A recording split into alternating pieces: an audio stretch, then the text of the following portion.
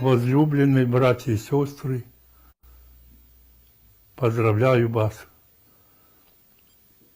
с Рождеством, Христовым светлым праздником, рождения Спасителя, начало нашего спасения. Жизнь Спасителя вся посвящена нашему спасению. Он как проповедовал, как исцелял, чтобы мы были с Ним, а с Ним быть легко. Молиться и чувствовать, что Он здесь рядом.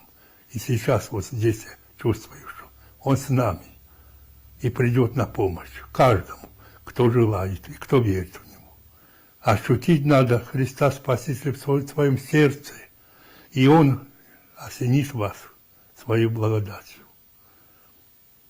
И не то, что вас, а если вы желаете и ближних своих посетить также своей благодатью, и семьи ваши.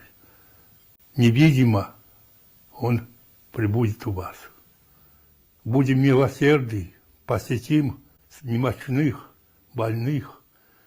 И кто посетит больных, немощных, он посетит Христа Спасителя. И Господь примет ваши добрые дела. И когда мы предстанем перед Господом, они все учтутся.